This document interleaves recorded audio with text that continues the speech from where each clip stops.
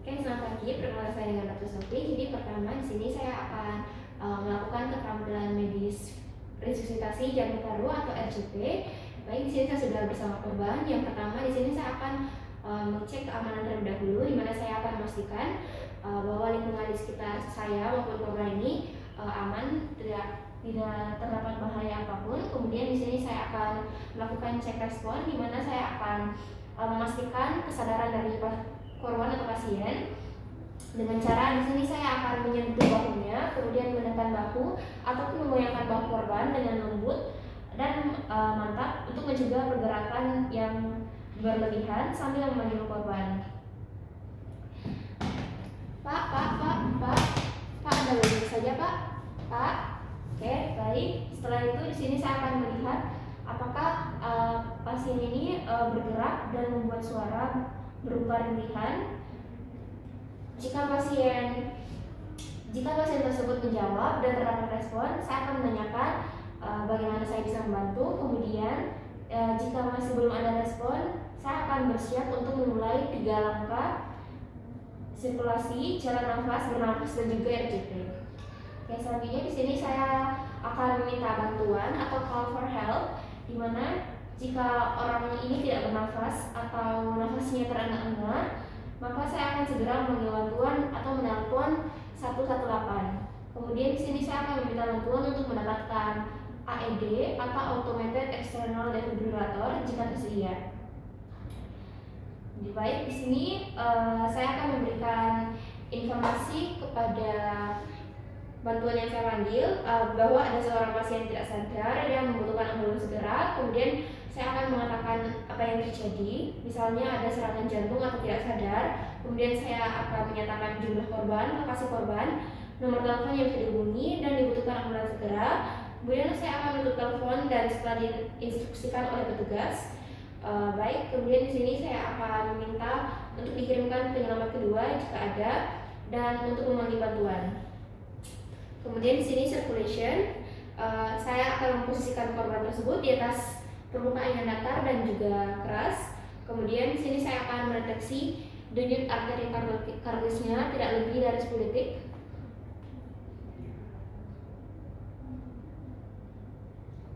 Oke, saya akan mencari trachea dengan menggunakan 2-3 jari. Kemudian saya akan merasakan denyut nadi antara trachea dan juga otot dari leher.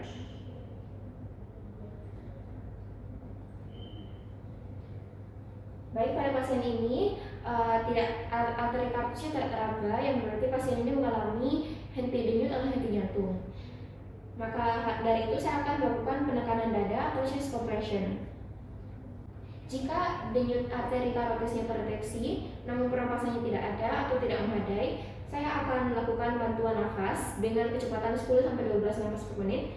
Satu nafas setiap 5-6 detik sampai organ tiba. Kemudian saya akan memeriksa denyut arteri karotidnya setiap 2 menit. Oke, selanjutnya di sini saya akan melakukan penekanan dada atau chest compression. Baik Pak, di sini saya akan melanjutkan untuk melakukan chest compression atau penekanan dada. Pertama saya akan membuka bajunya Bapak terlebih dahulu ya Pak. Saya izin untuk membuka bajunya Pak. Permisi Pak.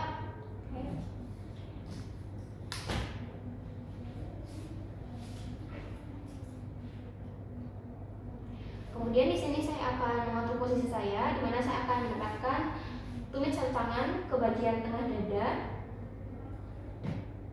antara garis puting susu di sini ya Pak.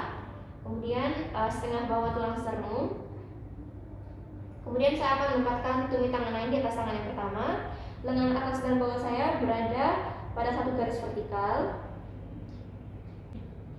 Baik, setelah tangan saya lurus seperti satu garis vertikal, kemudian saya akan melakukan kedalaman kompresi atau penekanan dada sedalam 5-6 cm atau sekitar 2-2,4 inci. Kemudian saya akan membiarkan recoil lengkap setelah masing-masing kompresi. Kemudian saya akan memberikan 30 penekanan dengan masing-masing kecepatan 500 kali per 1 menit. Kemudian saya akan melakukan kompresi dengan kuat dan cepat.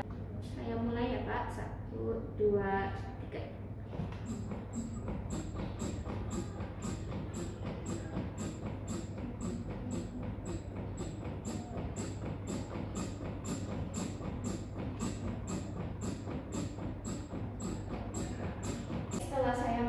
RJP sebanyak 30 penekanan. Kemudian saya akan membuka airway dengan metode head lift atau chin lift.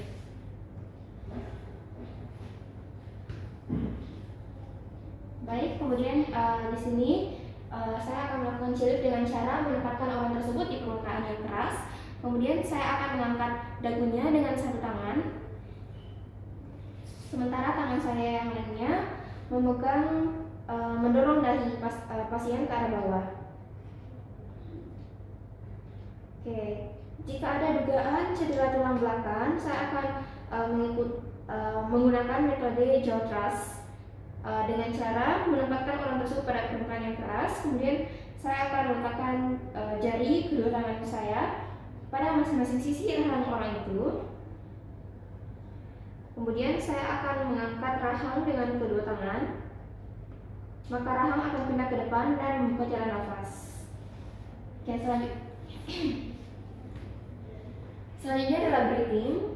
Jika korban tidak bernafas, saya akan memberikan bantuan nafas menggunakan face mask. Kemudian saya akan meletakkannya di atas mulut korban.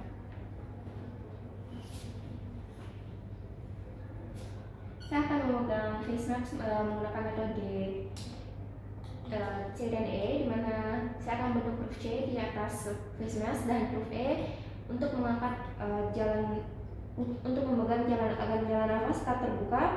Kemudian saya akan memberikan 2 nafas bantuan masing-masing 1 detik.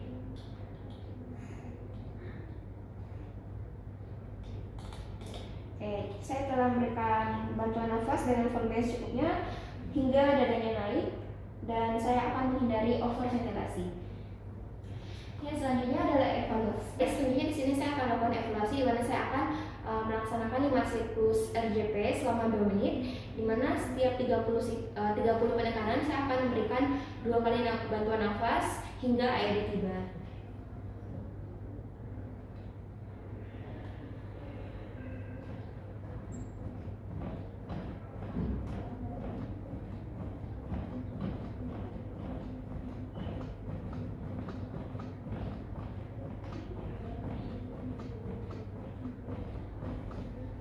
Kemudian saya akan memberikan bantuan nafas.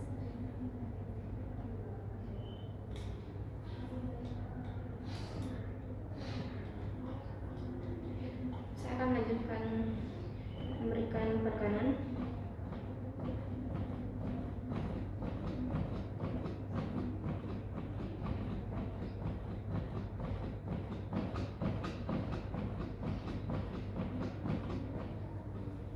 Saya akan berikan bantuan nafas lagi.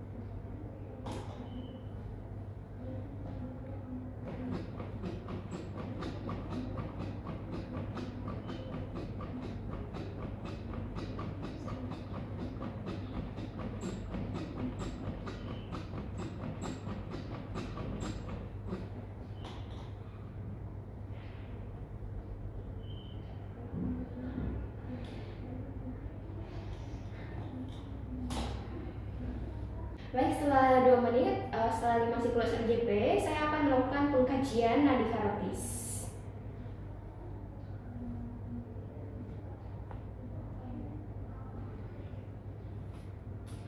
Kemudian bila belum ditemukan nadi, maka saya akan melanjutkan 5 siklus RJP berikutnya dan begitu seterusnya. Tadi saya telah memberikan RJP dengan 30 penekanan diikuti dengan 2 napas hingga AED-nya telah tiba. Kemudian di sini saya akan melakukan penggunaan AED. Saya akan mempersiapkan AED yang sudah tersedia. Baik, setelah AED tiba, di sini saya akan mempersiapkan AED terlebih dahulu. Kemudian di sini saya akan menyalakan AED. Adult patient. Baik, di sini saya akan If the patient is a child, press the child button. Lepaskan padnya terlebih dahulu. Remove clothing from the patient's chest. Remove packet and apply pads onto patient's bare Kemudian saya skin. akan menempelkan pad terlebih dahulu. Yang pertama di Apply atas pads as dada shown sebelah in the kanan. pictures. Kemudian di sini Remove packet and satunya apply di bawah pads dada onto ketiga. patient's bare skin. Press pads firmly on skin. Press pads firmly on skin. Do not touch the patient. Analyzing heart rhythm. Biarkan AED menganalisa irama dari Do not touch the patient. Analyzing heart rhythm. Shock advised. Do not touch the patient. Everyone clear.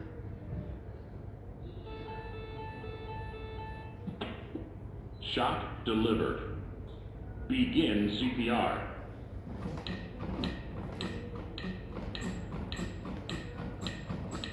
Ten.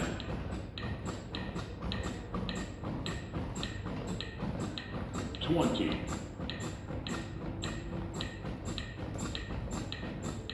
30. Give 2 breaths.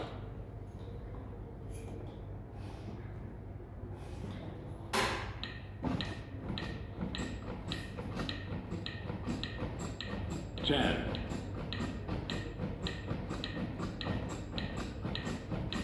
20.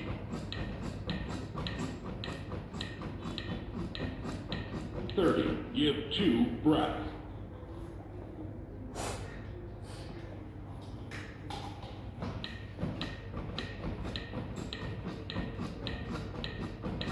10.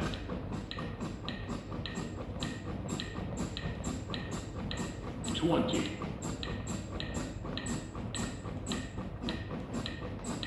30. Give 2 breaths.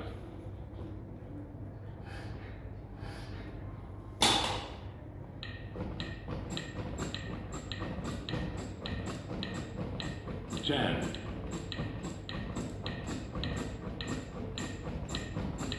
20.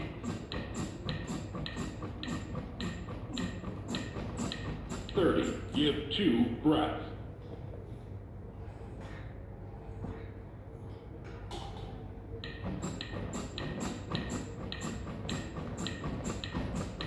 10.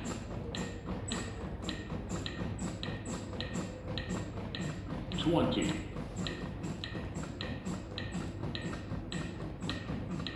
30. Give 2 breaths.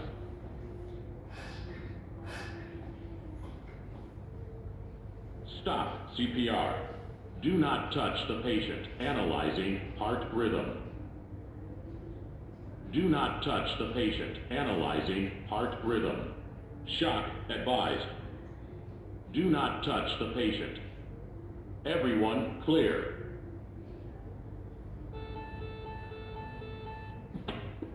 Shock delivered. Tadi setelah AED memberikan irama shockable dan juga memberikan instruksi untuk shock, saya akan menekan tombol shock sesuai instruksi tadi dan melanjutkan RJP sesuai instruksi AED. Kemudian jika irama non shockable, maka saya akan melanjutkan RJP sesuai instruksi AED dan saya akan meminta pergantian posisi penolong setiap 5 siklus yaitu 2 menit atau dilakukan kayak 3 AED memberikan aba-aba untuk menghentikan kompresi dan juga menganalisa irama.